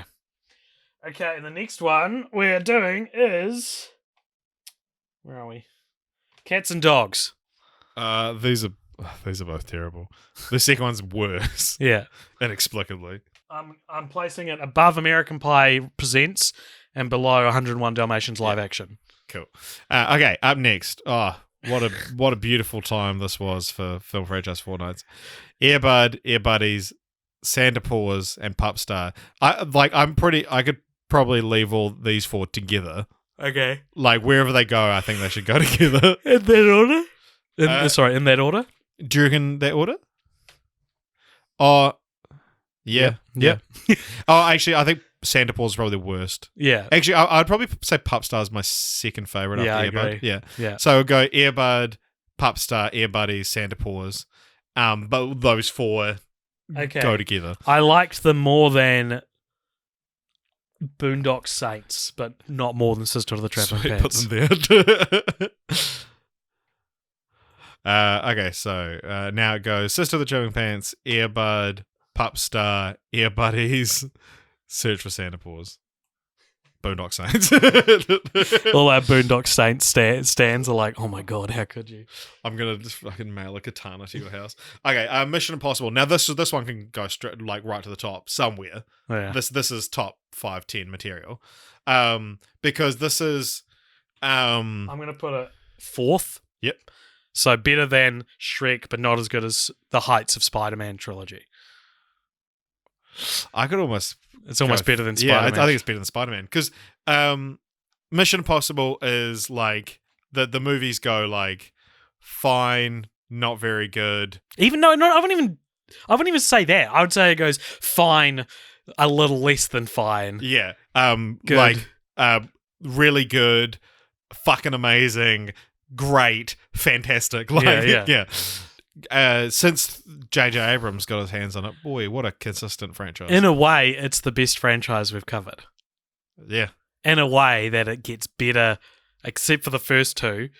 From 3 onwards, I would be happy with the argument that they maybe don't get better as they go along, but they are like operating on a very high quality. Yeah, they're a franchise that you're like, I mean, because obviously the second one's the worst one, and then the first just like isn't as interesting because of the limitations of the time, and they hadn't really figured out what they wanted to do with the franchise, I guess.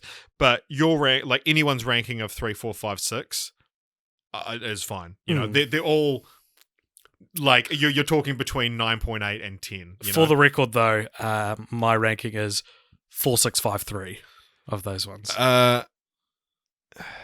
I put 3 higher than I think most people because I love Philip You Seymour love Hoffman. J.J. Abrams. I love J.J. Abrams. He actually can do no wrong. I'm going to the new Star Wars tonight. I'm really excited. I think... I'm tempted to put this above Scream, dude. Ooh. Just in terms of how it operates and the impossibilities it defies by being better. Didn't even think about that. Like, just by being better. Like, the 4th and 6th ones specifically, I think, are so good. Yeah, hell yeah. And what other... I've said that people made fun of me for saying this, but what other franchises can you say the 4th and 6th one is the best one? Friday the 13th. Yeah. It actually is the 4th and 6th ones are the best. Yeah.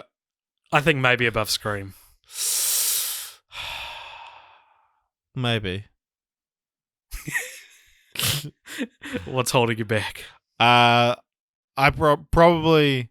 Scream was like an instant I watched this and I was like, this is adding to my list of favorite films. Mission Impossible was like, this franchise is fucking awesome, but no one film. But I guess that makes it a better franchise. Yeah, we're ranking the franchises. Yeah. Well, let's make it easy if we acknowledge that we are ranking them as a franchise and not. Yeah. This is not to say which of these films that Mission are our Impossible is better than Scream. Yeah, no, sweet. Okay, put it. It's a fucking good franchise. It's second, Mission Impossible. Wow. And I didn't think that was possible. Okay, up next, where are we? We've got Kung Fu Panda. I mean, this is again. I would put this. I'm so cold on just Kung above Fu. the Nymphomaniac constant. People love this trilogy, but I'm just so whatever.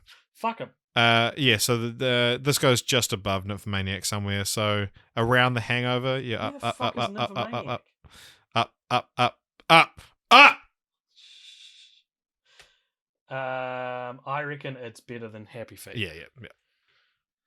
So between Scary Movie and Happy Feet is Kung Fu Panda for those playing at home. Okay, up next, Hellraiser.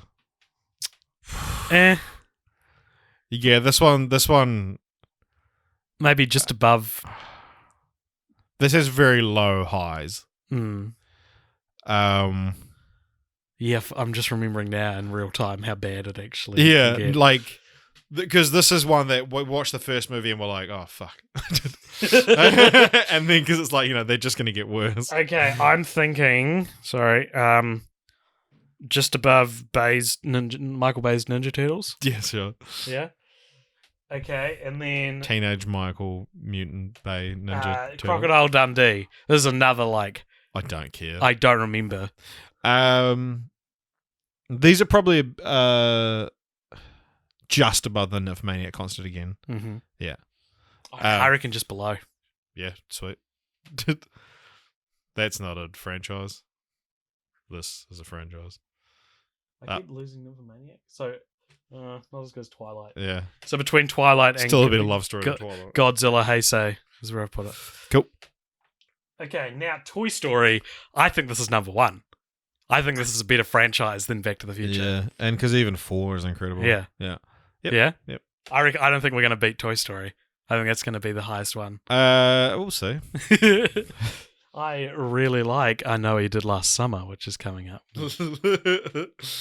All right. Dethroning Back to the Future as the best franchise. Wow. Feels good. It feels. I feel okay with it.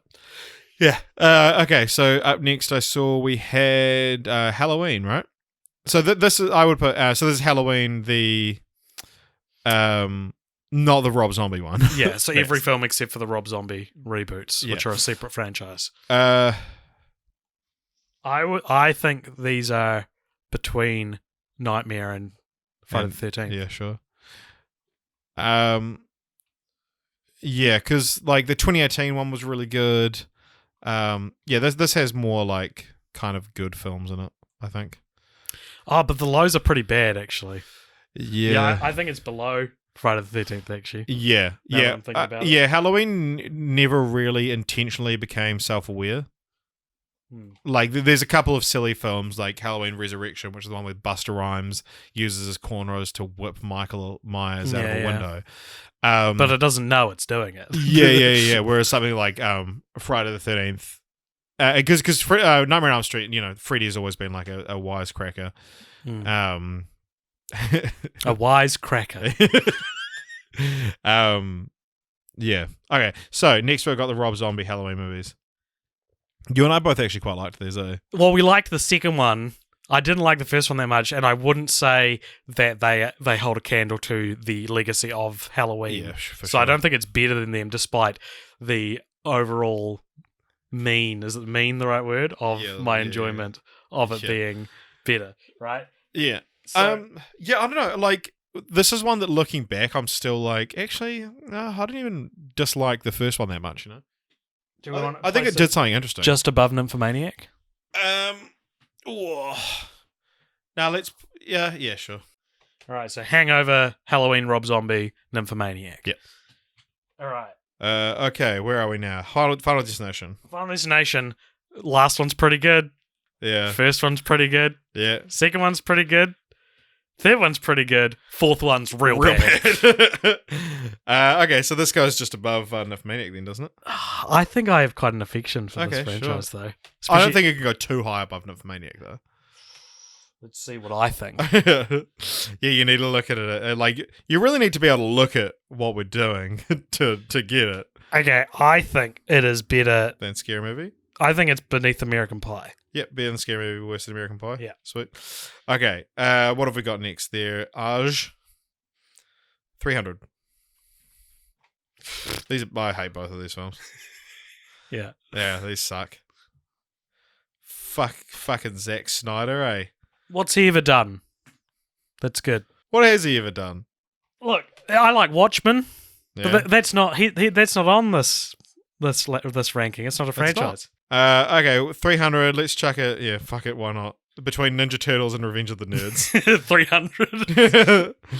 Okay. The next one is Austin Powers, which I think is real good. Yeah. I reckon this could dethrone Toy Story. I think it could crack top 10, but I say that not remembering what our top 10 is. Yeah, when you say crack top 10, I mean in number 10. Like, yeah. Okay, let's see what's that number. But then, like, I don't know, this was a real weird... Oh, actually, no, yeah. Let's crack top 10. Put it at number 10. So better than X-Men and Jurassic Park as a franchise.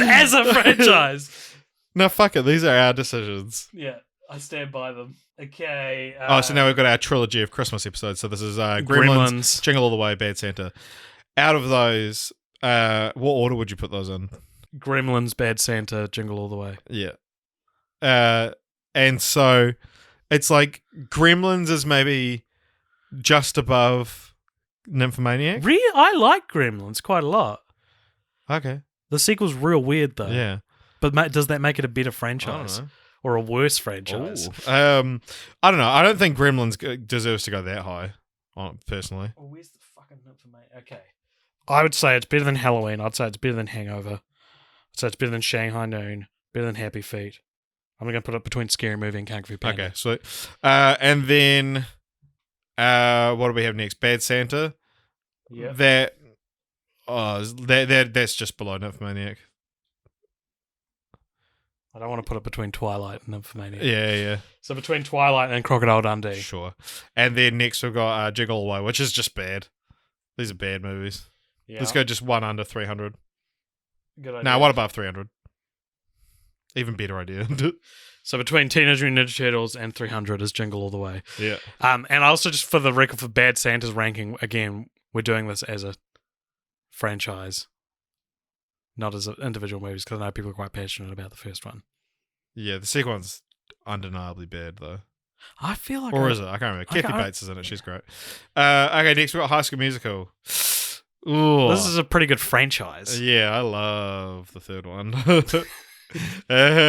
love it. The third one. This probably deserves... this probably deserves to be... This is like... put this just above Nymphomaniac, because it feels like the opposite of Twilight. It so does. Like it's two sides of the same coin. Yes, it so is. And the coin is Nymphomaniac. Yes. The coin has Nymphomaniac on the rim and High School Musical's on heads and How do you think Lars von Trier would feel about us ranking Nymphomaniac between High School Musical and Twilight? Probably that's such a good ranking have some for it, though. Avant-garde opinion on it.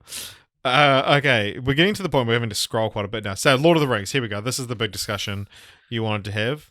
Well, we haven't really been... Wait, we don't have The Hobbit on here.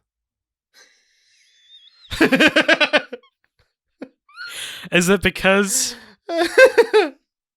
Are they too intrinsically linked to be? No more than some of the other ones we've done.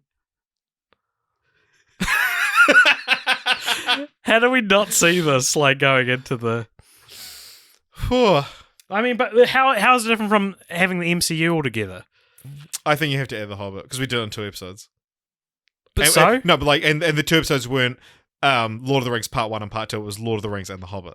They're 2 very distinct trilogies. But they're so related.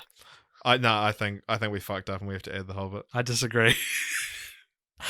Let me try and justify this. Alright, let's add The Hobbit, but then also add the Beethoven reboot so that it's like, it's not even... No, I want to do our 100th one next year, though. Okay, no, I'm going to say that were they more distinctly different? I think, honestly, you have to convince me that another one on there is wrong so that we can add The Hobbit. I think we cannot not add The Hobbit. But we've only got one. We've only got Iron Man to represent the whole MCU. How is that any different from Hobbit and Lord of the Rings? Because, they just are completely different. The MCU is one franchise, and we covered it. The way we covered it was MCU and used their divisions, whereas Lord of the Rings is they made a trilogy and then decided let's make another trilogy years later. And sure it has the same person behind it, but it's like all different cast, everything. They've got different fucking names. Like it's not, it's Lord of the Rings, Fellowship of the Ring, then The Hobbit, right. Whereas this is like Marvel Iron Man, Okay. Well, then I would argue if I have to take one of them out, it'd be American Pie Presents. Okay.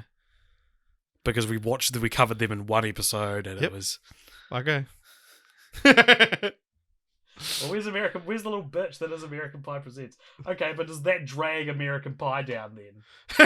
Yeah, I guess. Where is American Pie? Oh, there on the right. Okay. I think it does. I think it drags down quite a bit. Definitely would go below Nymphomaniac now.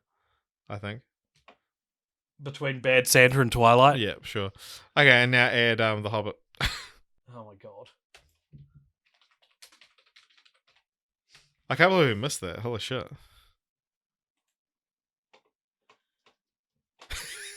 That's very funny. This is good content.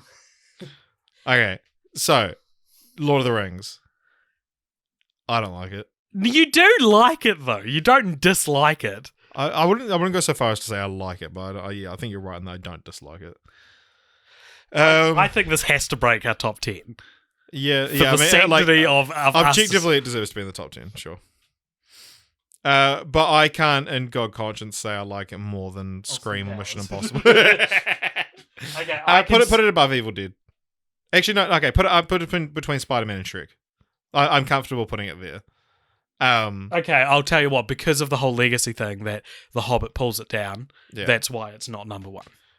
Okay, it's funny that it's like, yeah.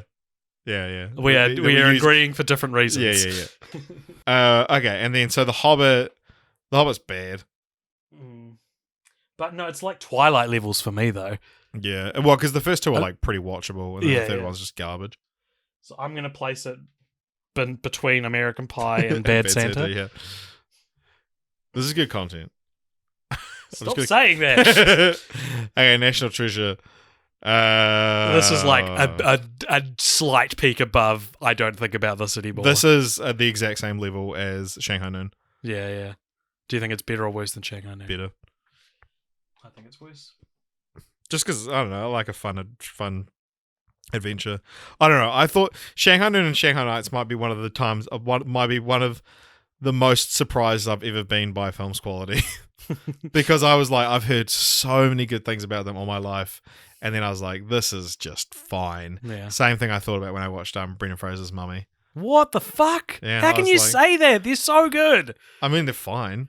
I'll give you that. They're so fucking good. I've never disagreed with you more, honestly. The first one was cool. We haven't covered these on the podcast, so this is a because forbidden... I watched it for the first time like 6 months ago. This is a forbidden conversation because we haven't covered these films yet. Yeah, hey. This is look, AJ, making me respect you less AJ, as a friend, as a person. Look, I'm not. I don't really like movies. I'm not saying they're not fine. Okay, how dare you? They are fine. How dare you? And that's all. All right. Next, we got the Millennium Trilogy. So this we're including. God, this is such an even mix of. Yeah. If we're including Fincher and no, we're not. And My Feet. We're not. Well, this is just the Swedish trilogy. Yeah. Because the other ones aren't explicitly a sequel to each other. So they are standalone movies and therefore not part of a franchise. Yeah, right. Okay, yeah, the Swedish films. It's like one goodish one and then two bad ones. Yeah. So it's not like. Yeah, this is This is above Earbud. Between Sisterhood of the Travelling Pants and Earbud. Oh, it's been the Sisterhood of the Travelling Pants. And Dumb and Dumber. And Camp Rock. And Look Who's definitely above Look Who's Talking. What the fuck is that doing up there? Better than Romancing the Stone. Better than Daddy's Home. Better than The Mask. Better than Ladies and Tramp. Put it between Beethoven and Lady and the Tramp. Sure. Just for fun. What is Look Who's Talking doing up there? Maybe Look Who's Talking shouldn't be there. Look Who's Talking should not for a second. Look Who's Talking shouldn't be able to see its current position from where it deserves to be. Look Who's Talking is garbage, and then it just gets worse. Right. Look Who's Talking is like... I'm placing it between Sister of the Travelling Pants and, and worse Earbud. Than that. It's not worse than Earbud. You said fuck it is. It's not worse than Earbud. You said it is. Okay, but it's not worse than Popstar, so we're breaking up. No, it is worse than all of them. How could you say that? We had... John Travolta. Like Earbud was... The voice of Bruce Willis. Kirstie Alley. Richard. I'm playing you defending these films. Look Who's Talking is not better than The Search for Santa Claus. Okay, then put it below it. I mean, not worse than it. Okay. So, all right. Hey. All right. Actually, yeah, whatever. It's like it goes Earbud, yeah. Popstar, Earbud is Look Who's Talking, Santa Claus. Yeah, it answers the question. Well, the last one is about a talking dog. Yeah. There you Look go. Who's Talking now. Look Who's Talking now. Scroll down. Let's Look Who's going. Woofing. AJ, that's not comedy. Big Fat Liar. These suck. They suck. Big old sucky sucks. All right. Like, is it better than? Just put it next to 300. Which side of 300? Dealer's choice. Yeah. It's better, I nearly put it worse than I was like. Okay, next up we've got the MCU. I mean, this. I don't know. What are you thinking? Okay, we know what I think of the MCU. All right. It's obviously going to be in quite high. Yeah. Just because of how important it is. I'm going to say between Lord of the Rings and Spider-Man. So Spider-Man, MCU, Lord of the Rings, which is very, very controversial for those that really like Lord of the Rings. But to be specific... I don't know. I think Spider-Man feels like it's still being... like it's... I would swap Spider-Man and MCU. I can't believe it. Because Spider-Man is 1/3 bad. Oh, you've changed your tune, haven't you? Yeah, but I love it. But it's still bad. So, but I would say the MCU has more of your least favorite type of bad. Yeah, I wouldn't say it's 1/3 that though. No, because it's just sheer quantity. Okay. People are going to be so mad we ranked MCU above Lord of the Rings. But again, Lord of the Rings is dragged down by the and how also bad the Hobbits are. Fuck you, I don't care. I care.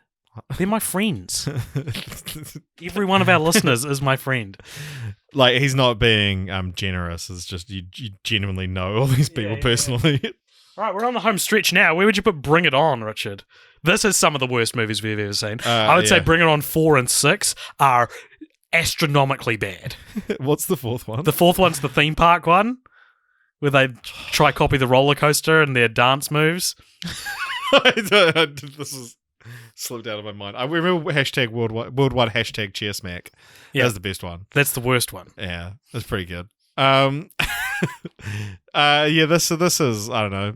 This is between Big Fat Liar and 300. Sure. I know he did last summer. Similarly, real bad. These are so bad. These are so bad. Even the good one is bad. Okay, I'm going to say worse than 300. So between 300 and Revenge of the Nerds. Okay. The Fistful of Dollars. Yeah. Okay. Good, the Bad, and the Ugly. One of the best movies ever made. Yeah. Fistful of Dollars. For a few dollars more. Real good. Real good. Fistful of Dollars. Not very good. Couldn't understand it. Yeah. Didn't follow it. Yeah. Never tried and failed to understand a movie more than this. Yeah. This can be top 15, 20-ish, something like that. Okay, better than Lethal Weapon, but better than Halloween. Less interesting than Halloween. Yeah, cool. Okay, so next up we have the most contentious one on this list. Seven Samurai. We had a bit of arguments about this. Have we? Well, we just did it because you said it should be Magnificent Seven.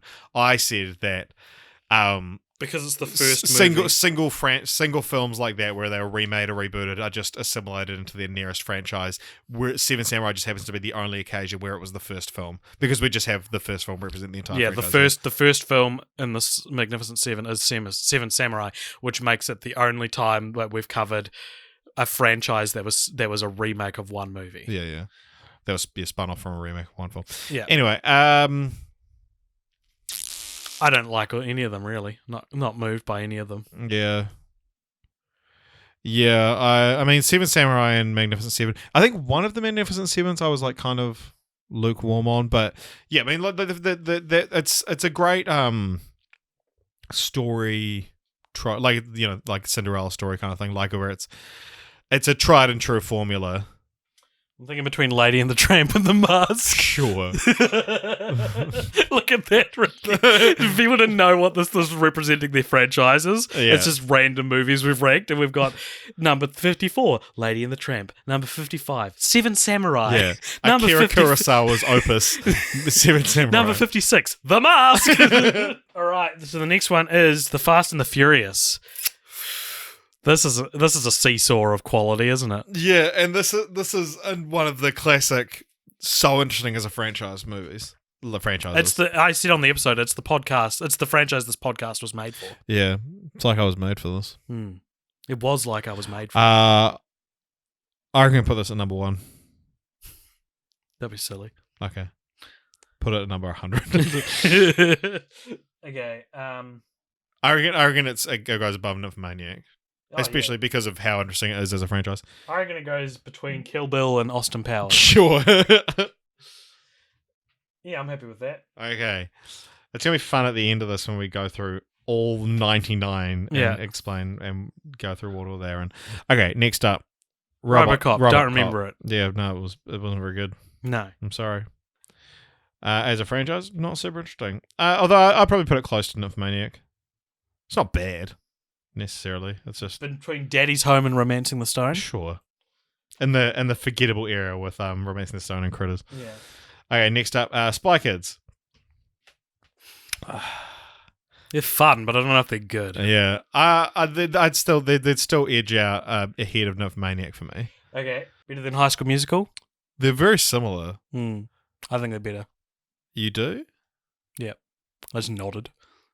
Yeah, well, because they've both got a terrible fourth film. They both have one film that I real like. Does Spy Kids have a film that I real like? I don't know. Who cares? Leave it where it is. You've got to care. That's the point. Spy Kids. So it goes Halloween, Rob Zombie, Spy Kids, High School Musical. Okay, so next up we have got Machete. Oh my god, somewhere around 300. Bring It On. Yeah.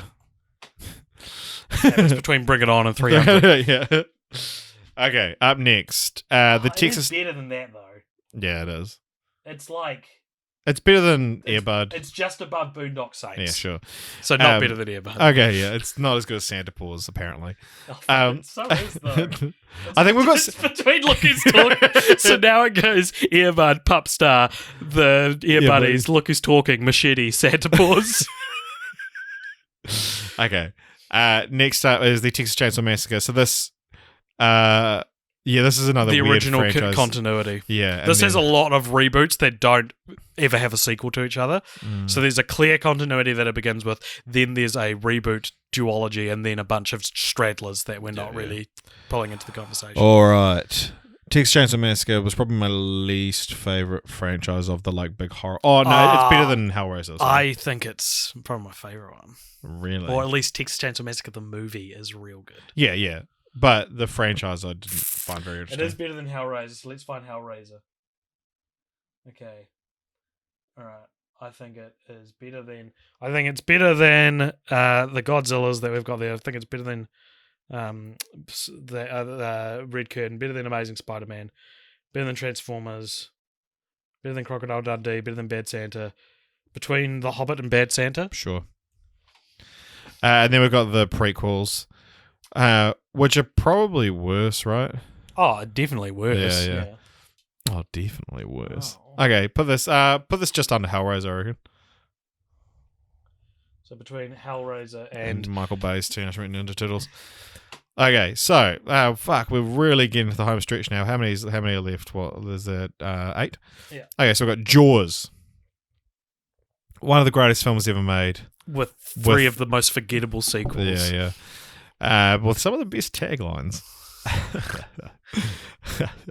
I think there's still, because of the goodwill from the first film, and then just how funny the fact that it has these forgettable sequels, is for the story of its franchise, it goes above Nymphomaniac.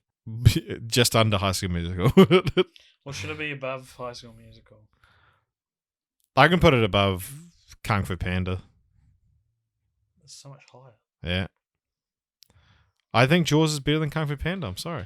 All right, so it's between Gremlins and Kung Fu Panda. Yeah. Okay, so next up, this should be our... American Werewolf in London. Yeah. / Paris. And then, this is coupled with... 28 Days Later, 28 Weeks Later, and Happy Death Day and Happy Death Day to You. So do we want to rank those as their own? Well, yeah, what do you rank those? How do you rank those 3? Because we didn't get a chance to do this on the episode because we recorded them separately. 28 Days and Weeks is easily the first one. Then I would say Happy Death Day is the best one. No way. Well, I disagree. I'm not getting off this horse. It's like one of my favourite movies ever. I know, and I'm just not attached to it. Whereas I really like Happy Death Day. If it's not one of your favourite movies ever, my favourite is better than your favourite. Yeah, I mean, I understand your attachment to it, but I prefer Happy Death Day. But 28 Days Later is like a fantastic film and I said I understand your attachment to it. I'm not finished talking, Richard. Well, it sounds like you're just going to say the same fucking bullshit. I'm using the same logic we've been using for the rest of them. No, go for it. So it's a fantastic movie and a pretty good sequel. Happy Death Day is like a pretty good movie and a confusing, divisive sequel. I think just mathematically it's better. Okay. And as a franchise, it's probably better as well. All right. Well, fuck it. No, you're right. So, if it goes in this order then, 28 Days Later, Happy Death Day, American Werewolf. I would say these are all above the constant, though. Although, actually, American Werewolf in Paris was real weird. I liked it. Yeah, I didn't think it was that bad. Yeah. I personally... You can pull me back from where I'm going to place it. Okay. I'm just acting. So you have a place that you want to put it, and then I'll tell you where, and then we'll find the middle. I would put it between Ghostbusters and Jurassic Park. I would put it just below Land Before Time. Shut up. Yeah, for me, it's around the raid. It's like, these are 2 movies that I've been told over and over again are good, and they are good, and that's it. Is it more of like one of those situations where it's like batting 100 though, like where like to place it below Halloween is real, as it feels like a real weird decision because I would say 85% of 28 as a franchise is great, whereas 85% of Halloween isn't great. Sure. Yeah, I mean, leave it where it is, but Well, this is a communicative effort. I'm trying to. it's not. It never has been. I've disagreed with every single position. Land Before Time Is the needs to be greatest number franchise. one. Yeah, sure. I like honestly, 28 Days Later, it's good. I'm just not at all invested in it. Okay. Well, Like, and the thing, like, I don't have an argument for or against it because I don't really care. But I understand that you're passionate about it, and you let me have Scream, even though you like it as much as I do. Okay. Well, I think that's a fair place for it then. Sure. Okay, so next week, well, Happy Death Day. I reckon this is better than 28 Days Later. To me, Happy Death Day is just so like, it does not deserve to be like in the highest of highs. Yeah, sure. Heights. I don't know. I reckon better than Final Destination. Yeah, Worse than Lilo and Stitch. I agree. Sweet. What do you Was that think so of? hard? What do you think of Happy Death Day? Oh well, it's better than Final Destination, but it's worse than Lilo and It's not as Stitch. good as Lilo and Stitch. Yeah. And then American Werewolf. This is a lot closer to the constant, I think. Yeah. So this is it's probably worse than Rob Zombie's Halloween And better and better than Spy Kids. Okay, so home stretch, Sex and the City. This can go pretty low. Yeah, this can go pretty low. I reckon below Revenge of the Nerds, better than Divergent. Yeah, because I did still kind of like the first Sex and the City. Yeah, but how much? Yeah. More than Divergent. Yeah. Do you? I'm making a call. I've made a claim. I don't know if I made this on pod. Sex and the City 2 is the worst movie of the decade. The worst like major release of the decade. It's so Because when did Legally Blondes come out? well, that wasn't a major release. Exactly. Like That was a joke. I'm sorry. it's the worst movie of the decade. It's the worst movie of the 2010s. Yeah, sure. Okay, so fucking final three. Mad Max. Pretty good. Yeah. Best film of the decade. Yeah. It's like poetry. It rhymes. Yeah, so put it the opposite of Sex and the City. So Sex and the City will be about Was sixth to last? sixth to last. So what's sixth? Is it better than our sixth top film? Sixth. Sixth. Spider-Man. I don't think it's better than No, Spider-Man. it's not. Don't think it's better than Lord of the Rings. Yeah, now put it around. Between Lord of the Rings and Shrek? No, I reckon just above Evil Dead. Okay. So between Monsters Inc. and Yeah. Evil Dead. So now Evil Dead's out of the top 10. Okay, Interesting. so last two franchises. Harold Harold Kumar Kumar. Go to White Castle and The Santa Claus, which I think are very close to each other. Yeah. These two belong together. Mm. They're kindred spirits. Okay, so Harold and Kumar, I'm going to say, Above Nymphomaniac? well, where's American Pie? Because I don't think it's better than American Pie. Oh, no, but American Pie is dragged down by the sequels. The Yeah, that's spin-offs true. now, remember? That's true. Do you think it's better than Nymphomaniac? It's so close. This is real close to the constant, It's but I'm not orbiting sure it. what side. I think it's worse than Twilight. It's better than Okay, American Pie. yeah, sure, yeah. It would be worse than American Pie, but American Pie is dragged down by the American Pie In order Presents. to keep our next franchise be our 100th. Yeah. And then the Santa Claus is not as good as Twilight, but better than Harold and Kumar Go to White Castle. That's it. We did it. We did it. All right. Now, let's go through the 100 franchises. Delete. Save. Okay, and view list. Get out. View list. Okay, here we go. Do we want to start? Yeah, so we start from the bottom. So, Dungeons and The Dragons. definitive- The definitive ranking. of the first 99 Yeah. quotation marks franchises that we've done on the Popture podcast. Thank you for following us all this way. Yeah. And let us know in the comments what you think of our ranking, if there's any like egregious, like unfair rankings we've given. And just let us know if you listen to this, because there's a little self-indulgent. I'll admit it. but it's the but we last had episode fun. of the year. Yeah, exactly. And we drank Jensen's beer. Okay, so the worst franchise ever covered on Film Franchise Fortnights is Dungeons and Dragons, followed closely by Land Before Time. And then we have the Medea franchise coming in next with the Mummy Universal soon after. Then we've got Divergent, Sex and the City, Revenge of the Nerds, just slightly above that. And then what have we got? We've got I Know What You Did Last Summer, which is just below 300. Bring It On, Big Fat Liar, and Jingle All the Way. Okay, rush through a couple of them now. Teenage Mutant Ninja Turtles, that's the 1990s series. Cats and Dogs, 101 Dalmatians, Bad Moms. That was the live action one. That was the live action one, sorry. The Boondock Saints, Santa Paws, Machete. Look Who's Talking, Ear Buddies, Pup Star, Earbud.